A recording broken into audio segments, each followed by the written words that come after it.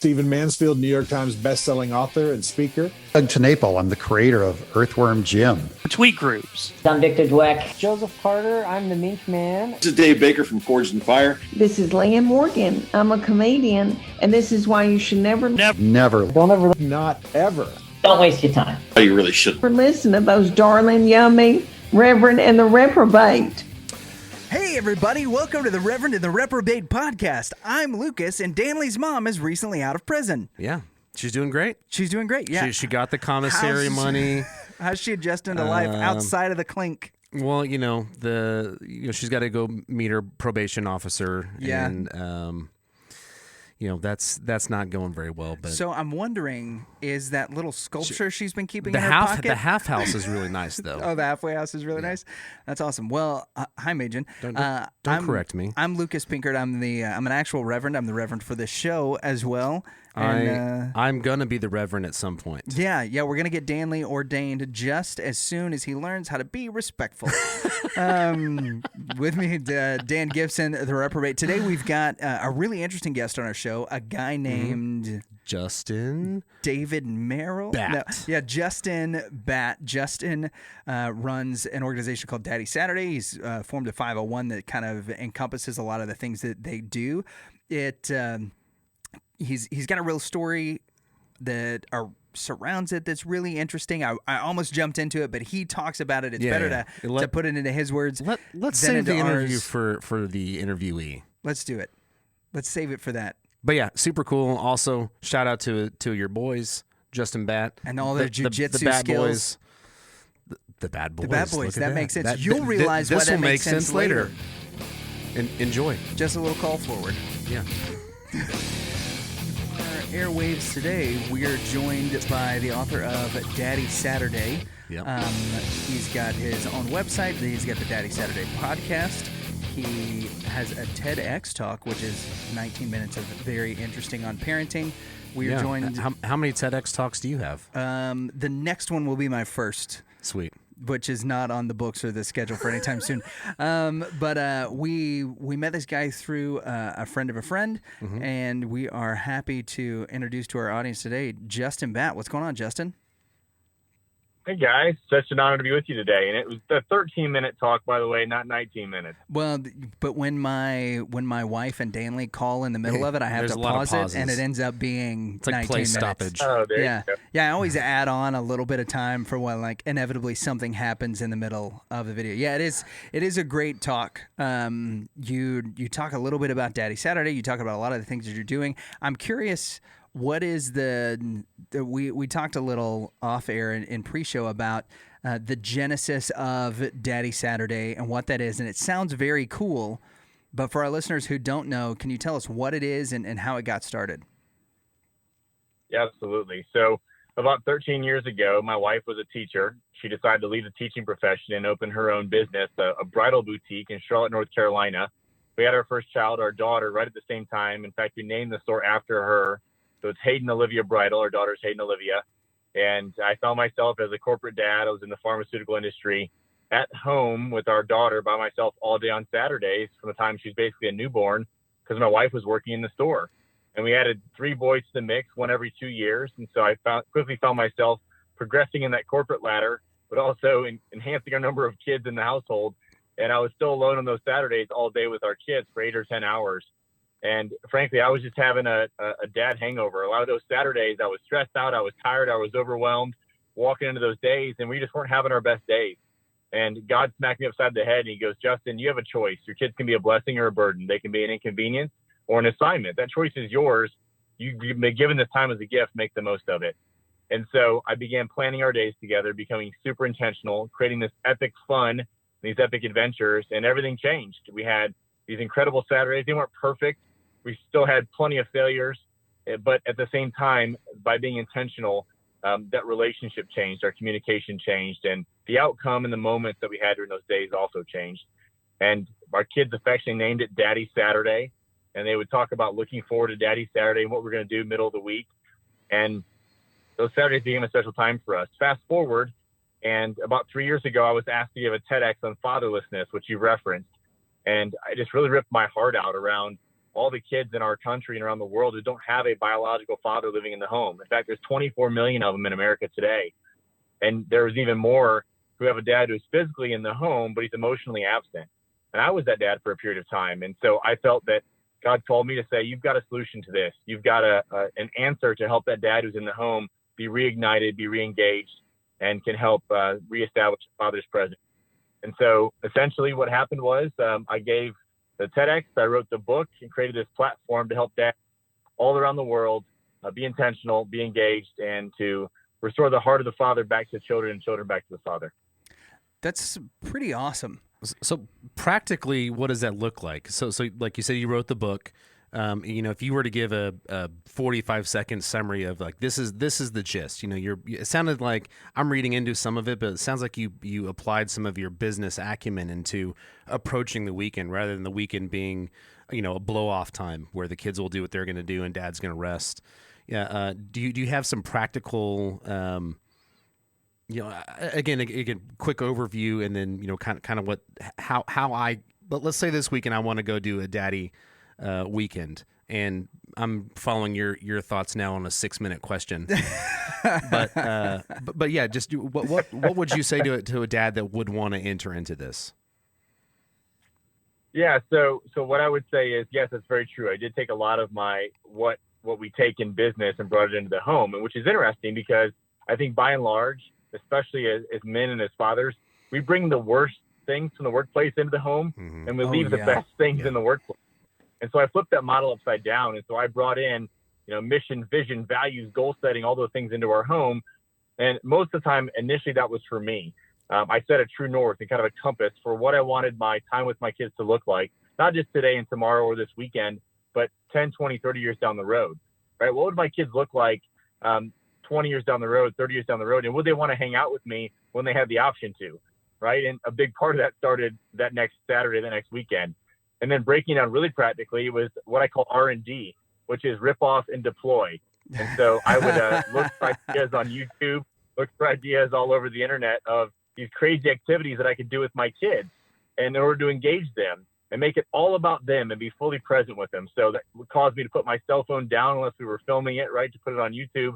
We were creating content, but I was engaged with my kids. So things like, an epic water balloon fight, or building obstacle courses in the backyard. If it was raining outside, we'd have dance parties and build forts and do the longest matchbox races you could ever find, and trick shot after trick shot battle in honor of people like Dude Perfect and from down there in Dallas. And we would do all sorts of things like that where I would just come up with these insane ideas and try and make it happen with my kids. And the challenge with it is I'm like the least handy guy in the world. So if it involved construction or building things, oftentimes that turned into a failure and we weren't able to pull it off, but we had fun trying. And some of those pivots turned out to be the best Saturdays. So for me, it's really looking at your day and saying, on Saturday, can you give some undevoted, intentional time to your kids? It could be 15 minutes. It could be 5 hours, right? It's what works for you in your scenario. But Daddy Saturday is not just about Saturdays. Clearly that was our day, and it's what my kids called it, but it's being intentional every day of the week. And so again, it's taking the time you have with your kids and maximizing that, being intentional, being engaged, being fully present when you're with them, and creating one-on-one time during the week, and then creating that engaged time together on the weekends. One of the things I'm curious about, you've used the word epic several times. And when I think of epic, I think of Braveheart and Lord of the Rings and cliff jumping. Yeah, I think of these big grand things. Well, you mentioned in your TED Talk and when you're defining all of these terms that epic doesn't have to be that. What does epic mean in terms of spending time with your kids? Well, that's a great point. And epic does not have to be intentional, or it has to be intentional. It doesn't have to be expensive, extravagant, or extraordinary. And that's a key term, because sometimes people look at what we do and our adventures have gotten more extravagant over the years. But part of that's just because we've done so many things, and also it's a shock and awe factor, right? So people see it and it's like trying to replicate that and do it at whatever level you can. But it doesn't have to be expensive, extravagant, or extraordinary. It's just really about being practical. So think about the time that you have with your kids before school in the morning. If you're up early and you have that few minutes around the breakfast table, what could you do to make that time intentional and make it fun? One thing we do might sound weird, but we have a big hill in our farm, and I make my kids walk the hill every morning before school, and we call it driveway devotionals. And on Wednesdays, it's heavy day, hump day, and so they have to carry. Initially, it was rocks, but my wife got mad at that, and their clothes were getting dirty. So now they carry bags. And the point of carrying the sandbags and walking the hill is that, look, we all have obstacles that are come up in life. And in the very day that you're in, you may have obstacles you come up against in life. But you've overcome this morning. You can overcome whatever comes your way during the day.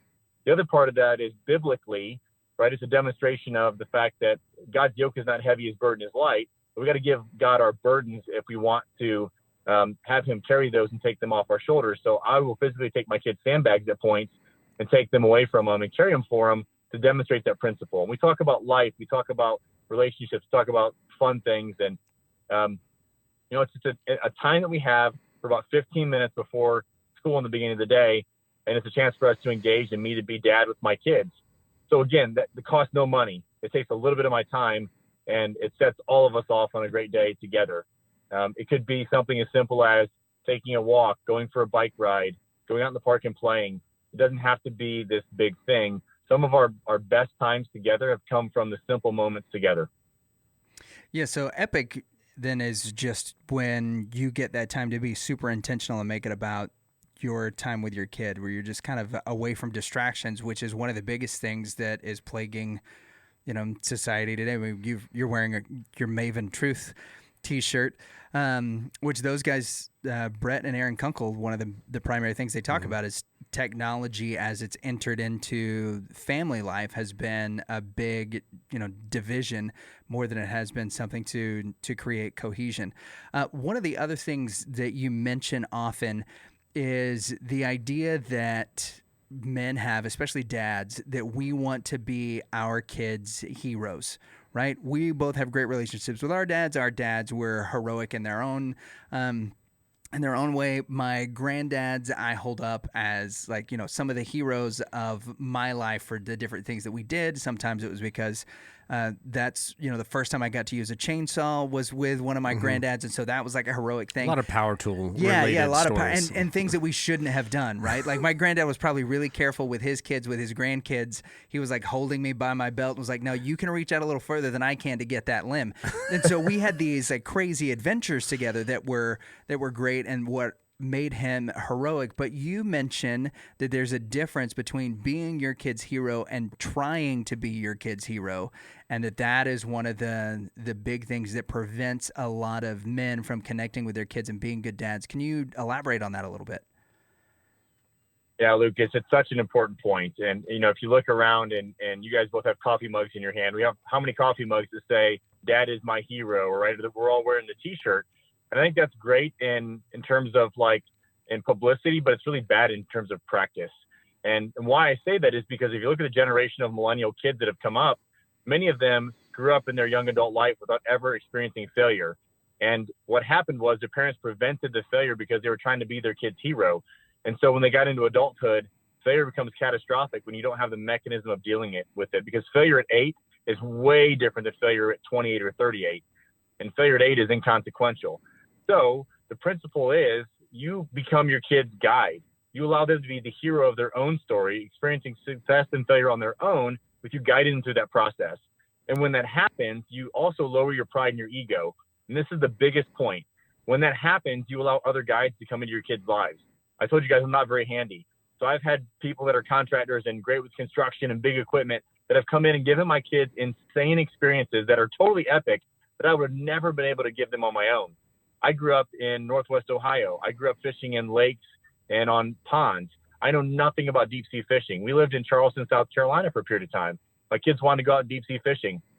If they had gone with me, we would have been shipwrecked somewhere, stranded, and caught no fish. Same here. We had a fishing guide, one of my mentors, who's been doing it for 20 years. He took us out, and we had the most insane time. The kids caught all these fish, and it was a great experience. And I got to sit back and observe my kids, which is something that we as dads so rarely get to do because we're always in it. We're in the action. I got to just watch them, observe their personalities, take it in. And it was a great learning experience for me as a dad.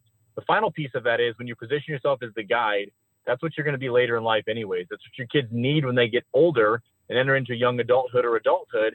They don't need a hero at that point. They need a guide. Because here's the thing. In that fishing guide story, guess what? I ended up becoming my kid's hero inadvertently because I provided him that experience because of my connection. And dads, you are your kid's hero and you always will be. That's the point. So you don't have to try to be their hero. Serve as their guide instead and watch the outcomes that happen as a result. I think that that's a really interesting thing. You know, when you're talking about sending your kids to the guide, your boys just hopped in the car. They've been doing jujitsu. I can see them in their gis. They look fierce and a little tired. So we've talked a lot about, you know, things with coaching whenever it comes to students, that we don't mind sending our kids off to school where they can be led and taught by others. We don't mind sending our kids off to practice. We don't mind, enrolling our kids in martial arts classes and letting them go in to be taught by other experts or other men. Learning to code. Right. But there's these really weird disconnects that happen with, like, all right, yeah, I don't mind trusting my kid in this setting to go learn to code, to go, hang out with his jiu-jitsu instructor or whatever. But I don't know if it's always there's a comfort between men, because men oftentimes are not engaged in community with one another, to where, Danley or I would say, you know what, why doesn't Kale come over and hang out? Let's play video games, or, he can help take care of our chickens or whatever. Why is that somehow weird or odd to us versus going and paying for them to be taught by somebody else? That seems okay. But them, living and being taught and hanging out with somebody, especially one of our friends, that seems a little strange. When did that happen, and how do we get away from that kind of mentality? Oh, man, Lucas, that is so good. And probably my biggest failure as a young father was that I tried to do fatherhood in isolation. And when I look back, a lot of it was because of my own pride and my ego. And I was trying to prove myself to somebody. I was trying to prove that I was a good dad, or prove that I was a good dad to my kids. And in fact, that was the total wrong thing to do. And had I let other dads in and had them around me in community, then it would have been a far better scenario. I've learned that fatherhood is not meant to be done in isolation. It's meant to be done in community. And the moment I started surrounding my kids with other men and their kids too, and we started doing it together, then that tribe of men, we call it tribe of lions, right, is we all move forward together. And it becomes this social setting that everyone moves forward together. And the pride and the egos, yeah, they're still there to an extent, but they start to drop and lower over time. And what you find is that the enrichment and the development in all the kids just exponentially grows. Because here's the thing. Part of the reason why we send our kids off to jiu-jitsu or coaching or coding is because we want somebody else to pour into them, to teach them something, a skill set that'll serve them. But also, part of it too is because we tell them things and they may not listen to us, but if somebody else tells it to them and they listen to them immediately. I mean, how many times have you said something to your kid? A lot. And you're like beating your head against the wall and you're like, okay, do this with your swing, right? Get your elbow up, hold your arms back, and then come straight through the ball. You tell them that 100 times and they don't listen to you. And then they come home from practice and they say, Dad, did you see the hit I got in the game? And you're like, yeah, that was amazing. They said, Coach told me to keep my elbow up, hold my arms like this, and swing through the ball. And you're like, I've told you that for 7 years. And they tell it to you one time and you listen to them. So I think part of it that is important to realize too, that you're going to hold a different role with your kids, and you can use other men strategically to get through your kids in ways that are kind of like a ninja, right? And supersede some of the barriers that you have as their father, because there is that kind of unwritten rule that we're going to listen to dad about some things, but we're not going to listen to dad about other things, but they'll listen to another man who pours into their life. And I think that's the other thing that's really important, is the importance of you as a man passing on the blessing of a father to your children, and then having other men speak into them or speak over them. And if you're not willing to allow other men into your kid's life, then that just doesn't happen. Mm. You mentioned fatherlessness, and that was the crux of your TED Talk, that it was primarily about how we've got 24 million kids, like you mentioned before, that are either or that aren't in homes with a biological father. And we know that there are some really great stepdads that are out there, and people who have taken on that role. How do we as men, those of us with kids, those without kids, how do we speak into the lives of young men and young women who don't have fathers in the home? Well, what I've seen that's so important, and why this is such a huge issue, is even those of us with fathers, we have a lens that we use to look at our Heavenly Father through. And it's kind of like, imagine a glass pane that you're holding above your head. And so often that lens gets distorted because we view it through the application of our earthly father. And so I was very raised in a performance-driven environment. And so I got my father's love and affirmation based on my results on the field. And so I often, in my early adult and young adult life, was very performance-driven. And I also sought the same thing in my relationship with my Heavenly Father. And so if you take a fatherless child and you want to connect him with a invisible God who they can't see, yet their father abandoned them in real life, what kind of lens are they going to look through with their Heavenly Father? And so it's really important that we, one, get a male mentor, father figure in their life so they can experience what it's like to have that father figure. And sometimes it's just the simple things that they need to experience around that male role model. Additionally, there's a lot of great fathers out there who are involved with their kids. And I would say we also need to have perspective as dads to look up and look around us in our own communities, in our own churches, on our own teams, and say, where are those single moms that have kids that don't have a father figure in their life? And how can I pull them into my team, pull them into our church, pull them into, when we do activities with our own family, and bring them in so they get that experience. And that's something that I've tried to do. And we have people, our house is like a revolving door. We have people in and out all the time. We have 2 young men living with us right now that are there for that kind of same reason. We do intensives on our farm because we're so passionate about that experience. And I think every man has the opportunity to do the exact same thing. And we've got right now a group of young men, late 20s, early 30s. They're all singles. And I'm teaching them about fatherhood and marriage and practical applications later in life. But they're the perfect mentors because they have time on their hands. So instead of going downtown and partying, I encourage them to go get involved in a young man's life or young girl's life even, that doesn't have that father figure in the appropriate setting, in the appropriate way to be that mentor figure. So I actually want to know, on your website, there's in the About section, there's a blurb about you starting a 501c3 nonprofit that you want to impact 10 million fathers over the next 10 years. What all is that about? How do you plan on doing that? Or what? Yeah, I'll say that. Yeah. So the last part of that is to end fatherlessness, right? So the big piece is our ultimate goal is to end the cycle of fatherlessness. How we do that is we get the dads that are in the home intentional and engaged, because that's a part of fatherlessness, right? The absent father that's there. But also we got to get those kids that don't have a father figure engaged with a male role model in their life. And so that's how we intend to do that. That was a God-sized goal. When I looked at it, I prayed about it, and God gave me that number as something that was far bigger than me. Justin could never do that goal on his own. He also told me that I'm meant to talk to the father that's sitting in front of me, to the child that's in front of me. And if I serve them well, then he'll take it around the world. And he's done that. We have Daddy Saturday Kenya established. We have Rwanda that's opening up soon. We have Romania. We have British Virgin Islands, of all places. So we've got some international organizations opening up. And that's how we intend to do this. It can't just be domestic. It's got to be international. And we reach fathers through community and programming. So we're launching a community coaches program where if you're a dad in the Dallas area, you could step up and say, I want to be a community coach in my local area. What that means is I'm going to plan an event on a Saturday and publicize it on Facebook or in our church or in the community and get other dads to come out. And Daddy Saturday, the organization, will resource and equip you with the ideas and the activities and what that looks like, and things like the books and some swag, t-shirts, etc., to make it a fun, engaging environment. But you're stepping up in your local community, and then we're engaging dads, their kids. That's one way to do it. The other way is through technology, and we're developing a mobile application for kids, and it'll be designed to help them have education and help them understand what they need to do to overcome fatherlessness and equip them to be able to rise above that. And then we're working with local mentor organizations to align them with a mentor. So that's how we plan to do it, through community, through technology, and through partnerships with other organizations. Yeah, it's pretty comprehensive. Yeah. That is like you said, it's a God-sized goal. But I think you're on the right track with starting at the community level.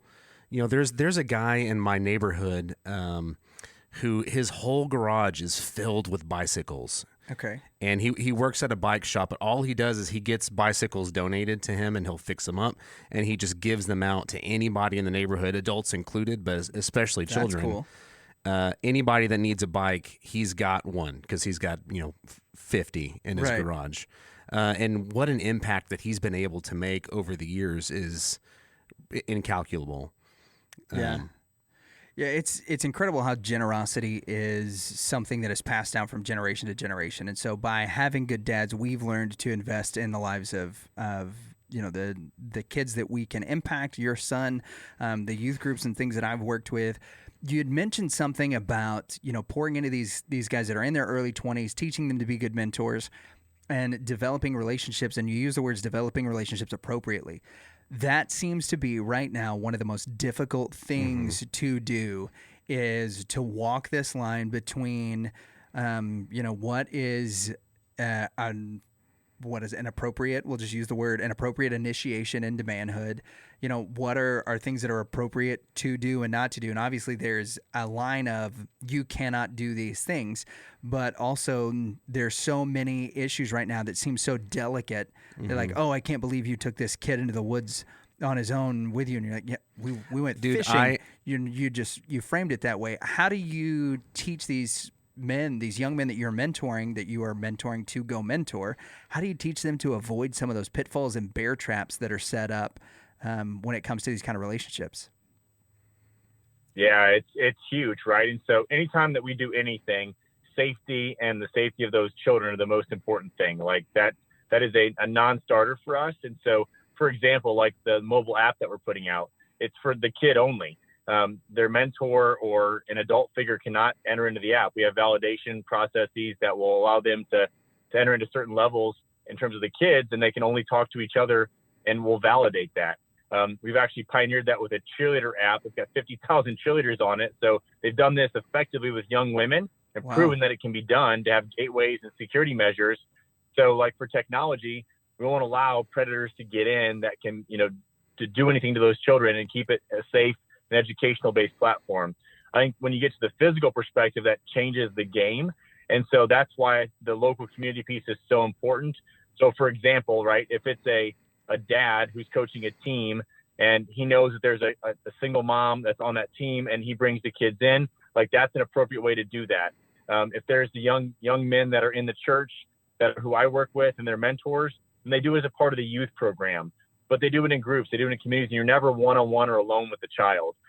It stinks these days, but to go one-on-one in the woods by yourself with a kid, even if you're fishing, like you just got to be careful and prevent those safeguards so that nothing bad can happen. That's why you have to do it in a group and have to be together.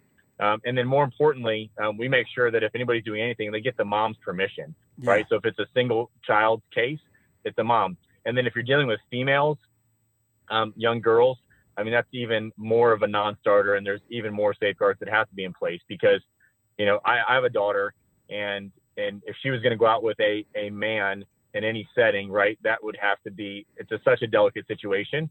And so in those settings, we do things like daddy-daughter date nights, and, those young girls can come out again. It's in community with other girls, and, it's in a group setting. It's in an environment where there's never a one-on-one type of situation. Yeah, that's such a smart thing to do, because there are so many dangers and pitfalls and things that happen within that. And I think right now, especially where manhood in general and boyhood in particular seem to be under attack a little bit, not only just getting the permission, doing the things in groups, being above reproach, and training people that that's the way that you have to do it. Because you can't just go and say, well, I tried to mentor Danley's kid, but he wouldn't let me have him for the weekend. It's like, of course not. But that doesn't make any sense. You could. Yeah. Well, you need to have an established relationship with that person. You've got to be working, if you truly care about the kid, whether it be a young woman or a young man, then you want to establish the relationship with the parents, because that's going to be where everything gets reinforced.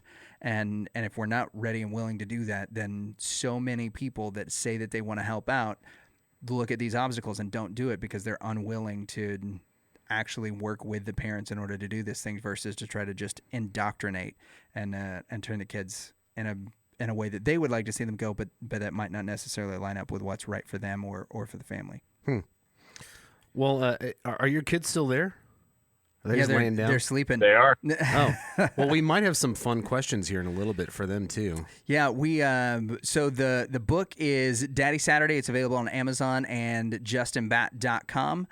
You've got the TEDx talk that is available on YouTube that will be linked into the show notes. Daddy Saturday is also the name of the podcast that you can check out. Their new episodes just dropped at the beginning of this month. It's got a lot of stuff about leadership, about manhood, about what it's like to be a good dad. But now we want to hit you with some rapid fire questions. This is a segment named after our good friend Stephen Mansfield, who talks. He's got a series of books written on what manhood is, and one of the principles he talks about is controlled rowdiness. So that's what we call these 5 questions. So it's just going to be 5 questions, rapid fire. The first thing that comes to the top of your head should be your answer. Some of them might be multiple choice, but most of them we're going to be looking for something a little deeper. So, Danley, you want to get us started?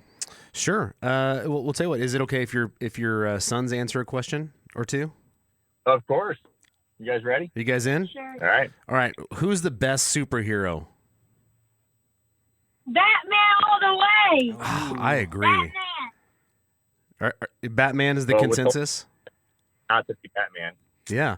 So since your dad has been talking to us about he's your dad, he's gonna be the hero. What hero do you think he's most like?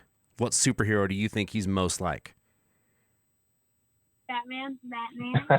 Man, Wow. I could not pay my son to say that I'm like Batt-mann. Actually, no, he probably would. Yeah, you probably would if you gave him enough. It would cost you a 10. Yeah. At least a 10 in order to make that happen. All right, Justin, if you could have any superhero raise your kids, who would it be? I can't imagine that would be Batt-mann.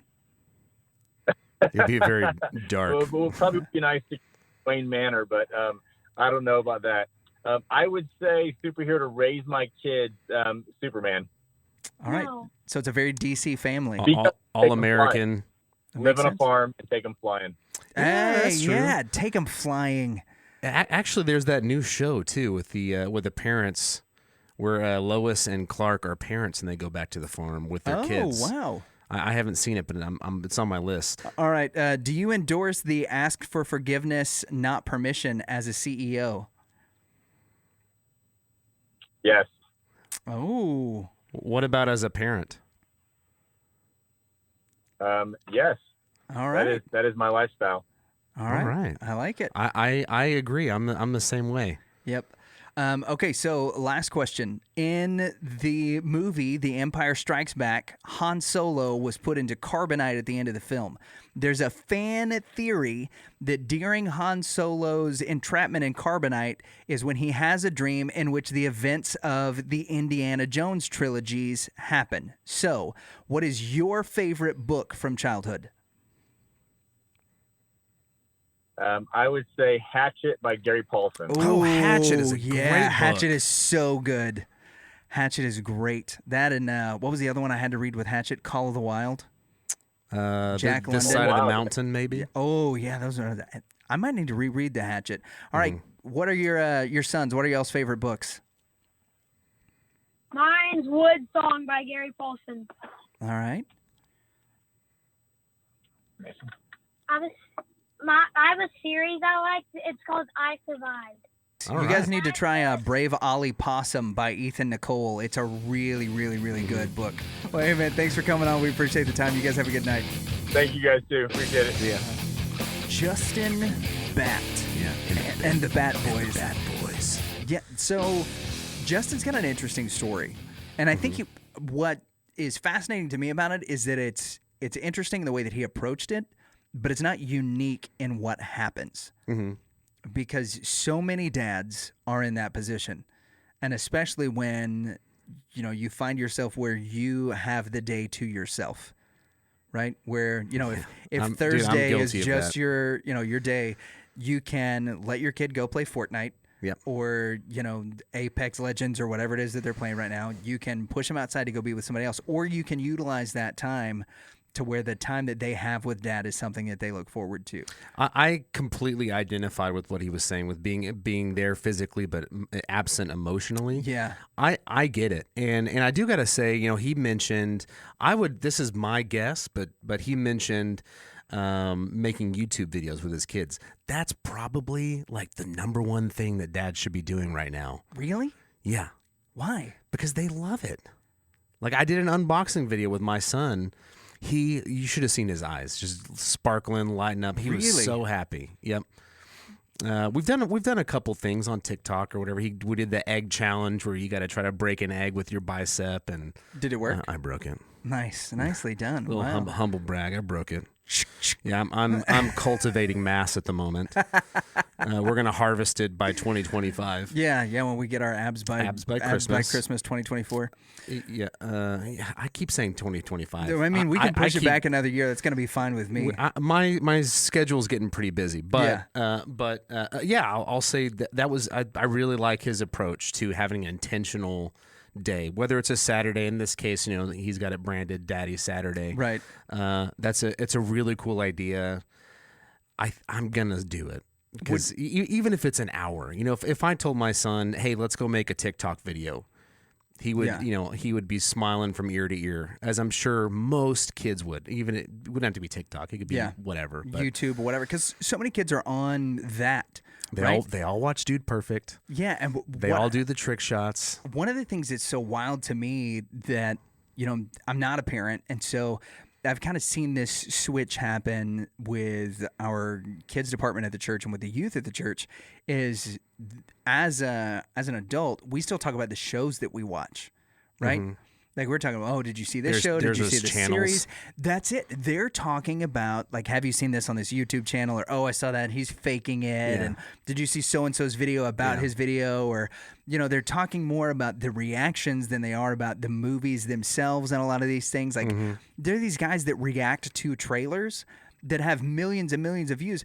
Their reaction to trailers have more people that have watched them than have watched some of these movies, and the kids are way more familiar with that than they are, the films and things themselves. And so it's so interesting that it's made that shift. But it is. It's TikTok, it's YouTube. For a lot of teenagers, it's Instagram, and those things have I hate Instagram. Taken over in that realm as becoming the primary form of entertainment for especially like kids and students.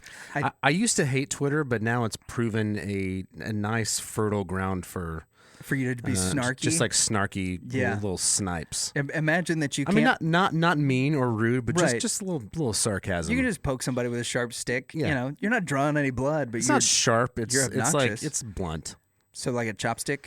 Yeah. That makes sense. Yeah. Let's steer away from that. I don't want to get canceled. Yeah. Sorry, Dr. Seuss. So there's a lot of things that Justin talks about that I thought were really interesting. That's one. It's like finding whatever it is that you want to do on your Daddy Saturday or your Dadder Day or whatever day it is that you Dadder Day. You're welcome. I like that. That you get to hang out with them. That you make that day, that time just about them. So we actually do that. Yeah. My son and I.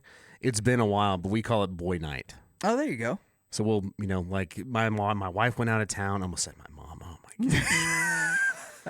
My wife been in jail. Went out of town a couple weeks ago, and we watched Alien for the first time. Oh, nice. Yeah. He had I think it's on Fortnite. There's everything relates back. All roads lead back to Fortnite. There's a xenomorph skin. Nice. There's also, I think, a Predator. He's been bugging me about watching Predator, but I got to go watch it again to check. Yeah. You know what? I would make that sacrifice. I'd watch Predator with you. Yeah. Yeah, you're welcome. We'll just send Kale updates of us watching Predator. Here's us watching Predator, screening it for you. We could do a reaction video. Yeah. But so that was his first time seeing the xenomorph. Yeah, he loved it. Did he? And there's some language in it. Right. Obviously violence, but I don't remember when it was made, but it was in the late 70s, early 80s. Like, it's pretty tame. Compared to some of the stuff, it's pretty tame. But that's one there of the is things. One. Yeah, I'm gonna leave it at that. Well, we talk a little bit, not to chase a rabbit, about and we discussed this again with the people from Maven. Is do you not show your kid something because of the rating that's on it? No. Or do you not show it to him because of the content that is within it? Because there are a lot of rated R movies that are much more wholesome, and I will say that word like with good conscience, than some PG-13 movies. They're PG-13 movies that, you know, are constantly forcing language and sexual situations down, you know, the throat of whoever, or, you know, preferably to the eyes of whoever's watching it, that I would not want a kid watching. But I don't have any issue with him watching, you know, Passion of the Christ or Logan, for instance, which is it's a violent movie, but I would rather be able to explain that to them and the themes and the things that were within that to a child or to a young teenager or whatever. Logan is a good one. Than to try and show them or talk to them about everything that they just saw and heard from, you know, the PG-13 version of Deadpool, or of, you know, the television-ready version of Wedding Crashers, or heck, an episode of Grey's Anatomy. Like, hey, what all happened there? It's like, you really shouldn't have been in the room for that. And so I think that there's something to that investment of time into taking things and screening it, but that also goes back into everything that Justin was talking about. Is like, all of that is part of the intentionality in what you're doing. And being present with your kid in those moments. I will guess that my son will, if not always remember, he probably will. Yeah. The day that Dad sat down and we watched Alien when Mom was gone. Yeah. And Mom was aware. It wasn't like it was a secret or anything. Right. But it was a special moment that he and I shared for a movie he's been wanting to see for a long time. I did my research prior to go. I saw this like 10 years ago. I just wanted to make sure what the themes are in it, and specifically nudity is, you know, really what I was looking into. But there are two movies like that I remember growing up with my dad. The first was Street Fighter 2. Okay. And I remember Street Fighter because he went to Blockbuster and he rented it. And my sister was going over to a friend's house, and my sister walked in with a bag and like wouldn't let anybody see the movie that was in there. And I was like, oh, whatever. And I like tried to scuffle with her a little bit and like let it go because I was like 10. And so she went and stayed with a friend, and my mom was out of town. I think she was doing something with her mom and her sister, and he popped in the Street Fighter VHS tape, and it was just him and the three boys. It was an awesome moment. The second was when I got to see Tombstone for the first time, and it was just he and I watching Tombstone. It was the first time that I'd ever seen the movie. Our house had just burned down. I was 14, and he was like, sit down with me. This is going to be awesome. Yeah. And I, you know, dads know. Yeah. And that was an incredible thing. But we've also had all of these other epic adventures and moments of, you know, going out and fishing or camping. When my family used to race cars, and my dad and I had this conversation not too long ago that there was this, you know, sort of back and forth between he and my mom of whether or not it was appropriate, safe, and whatever to take the kids to the racetrack and then, you know, to let us go into the pits and all of this. But, you know, the fact that we were going with Dad to do this thing. When else are you going to be able to get that? It was incredible, and those are all etched into the fiber of who I am. He did. My dad drove awesome. He drove a mini modified. It was an old Monte Carlo that he raced, and then my uncle, we worked on his. He had a World of Outlaws sprint car that we worked on. That was a ton of fun. And the very first, the total different thing that you all can ask my dad about if you know him. The first time I ever saw a fight between grown men was in the pits at a race. Yeah. And that was ingrained on me. And it was your dad involved? He was. What level was he involved in? Right. So we had there at the end of the, not to take too deep a dive into, actually no. So my dad's total like protector. He is a diffuser of situations whenever it comes to like actual conflict over the dinner table. Yeah, actual conflict. Okay. Over the dinner table, he is an instigator of the highest order. Yeah. But when it comes to actual conflict, he's a peacemaker. He's a total diffuser. And what happened? We had won a race, and one of the other race car drivers and his team felt like we cheated, and so they have to go and they weigh the car because the car has to be within certain weight limits, and they were going to check some stuff. He thought y'all were turning left too fast. Yeah, apparently we had gone left way too fast, and so they thought that we were cheating, and so it turns out that we weren't. And Pinkers don't cheat. When that happened, no, we just win. And when that happened, a guy came up and hit my uncle who was driving the car in the back of the head with a wrench. So there was this huge brawl that happened. But that's a good life lesson for the kids too. So it was, but there's like obviously cops are coming out there. Everybody's being pulled apart. My granddad, who was in his 80s, like grabbed a guy. Yes. Meanwhile, me and my cousin are like told to hightail it on top.